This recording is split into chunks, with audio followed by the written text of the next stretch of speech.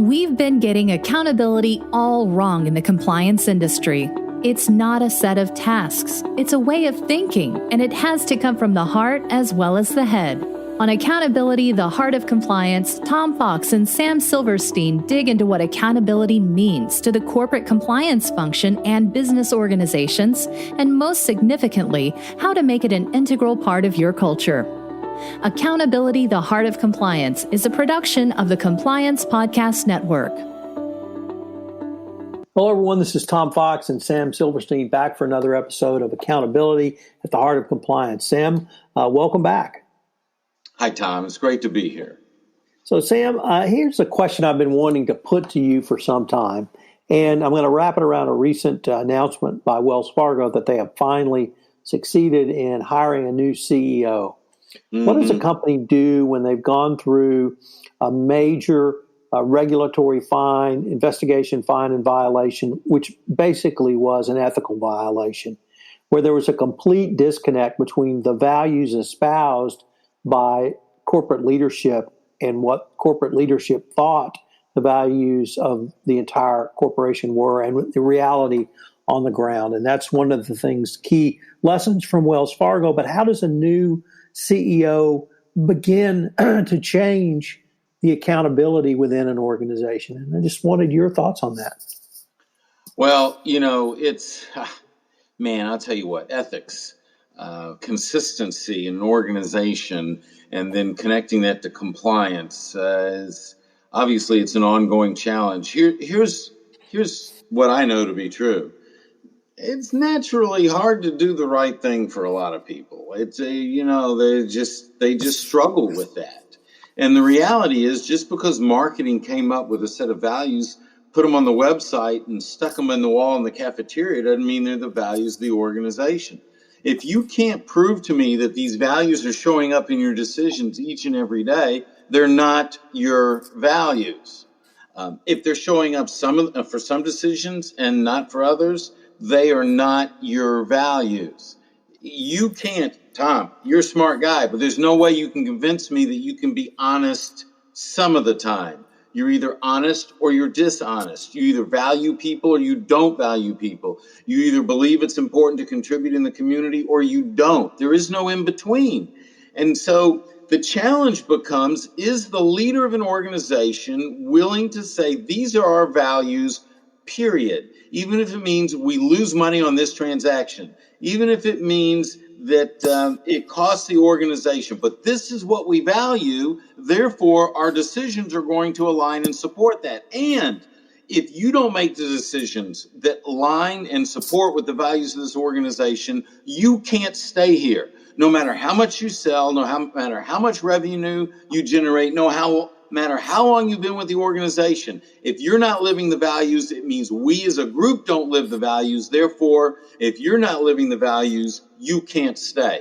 Now, when a leader is willing to go to that extreme and make those values, as I call, non-negotiable, and I wrote a book titled Non-Negotiable, but if they're not willing to do that, they're never going to end up with an organization that's living values top to bottom. Because if you're my boss and you're not living the values, you think I believe I have to live the values? I don't think so. Warren Buffett, that transparency is one of the great disinfectants in a corporation, and that indeed the light of day is a great disinfectant. I actually take that back quite some time to On the Waterfront, where there's a famous scene where Terry is in the light of day chastising the corrupt labor union leaders. Where does transparency fit into accountability? Well, transparency is everything if you want to be an accountable leader. We have to keep in mind there's a difference between transparency and as my friend Mike Domish calls it, privacy. There's certain things that should not be shared with everyone. You're getting ready to register a trademark, a patent. You don't want to share that with the world because you want to hold on to it till you have the registration in place.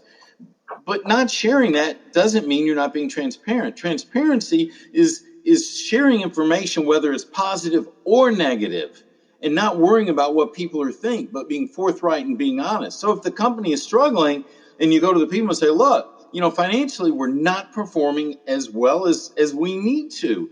And we're struggling. And you know what? I need your help because I believe you have the solutions. I believe you can help make the difference. I think that kind of transparency is incredibly positive. And when a leader is transparent like that, then what happens?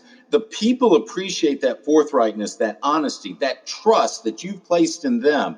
And then they don't want to let you down. They want to go to work. They want to solve the problem. They want to help come through for you because you're being open and honest and transparent for them, and you're not trying to pull the wool over their eyes. So I think transparency connects to accountability, and certainly then is going to connect with when you talk about ethics and compliance. If you don't have transparency in place, how are you going to have an ethical environment that is that's got a very high level of compliance? Sam, another organization I belong to has a set of values that we espouse are simple values and straightforward values, yet sometimes difficult to implement. It seems to me that the message you have around accountability is a straightforward message, yet it may be difficult to implement. How does the senior leader communicate to not only his direct reports, but all within the organization, that as difficult as it may be, that these are the values that are the most important to us and that will lead our decision making going forward? Well, the leader, be strong and resolute. That's what it comes down to. If the leader is not strong and resolute, then the values aren't lived, which means for an example, I'm in Dallas one time speaking to 50 business leaders in the city. We were doing an accountability roundtable, talking about accountability in different sectors of the community. And I asked the question, what happens if your top salesperson is disrespecting some of the people in the organization, and respect or derivative thereof is one of your values? And the CEO of one organization said, my top salesperson? I said, yeah. He says, I move him to a corner office so he doesn't have to interface with as many people. Well, that's not being strong or resolute. That's not living the value. That's saying, hey, if you can generate revenue for the business, you can do whatever you want.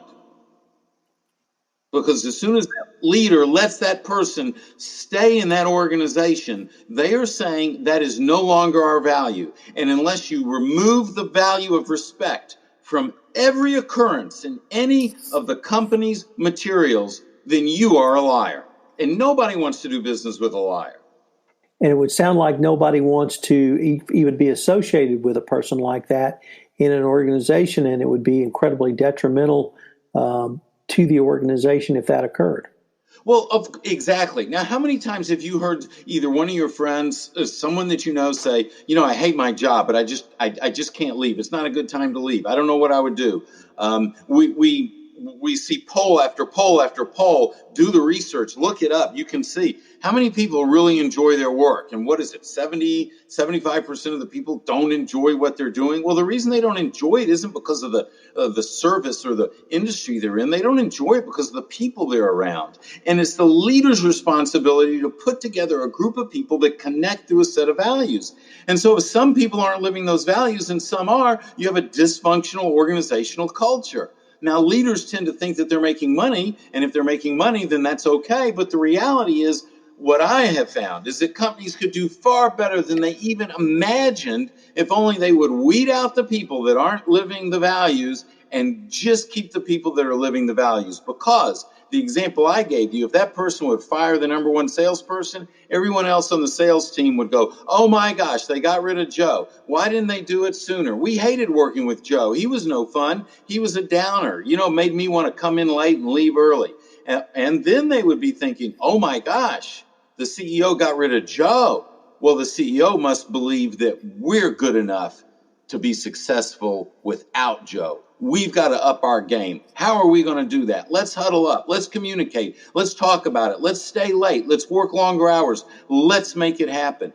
Everything changes. The short-term decision is let the person stay in the organization that isn't living the values. The long-term decision to build a great organization and a great place for people is to get rid of the people that aren't living the values. Show the people as a CEO that you mean business. Ethics matter. Compliance matters. I'm going to live the values. You're going to live the values. You get me excited, Tom. You just get me excited. So, can this work at a company like as large and with as systemic a problems as Wells Fargo, even if it's a long-term effort? I believe it can. I believe that it's much easier to change the culture of an organization with 65 people than with 6,500 or 65,000. I think that common sense obviously lays that out. But if this is something that you're truly committed to, if you're committed to creating an amazing culture and letting that generate long-term sustainability for the organization and profits, you can do it. If you're worried about your stock return this quarter, well, then you're just going to maximize sales or maximize your bottom line, and you don't care about your people, you don't care about the culture, and it won't happen.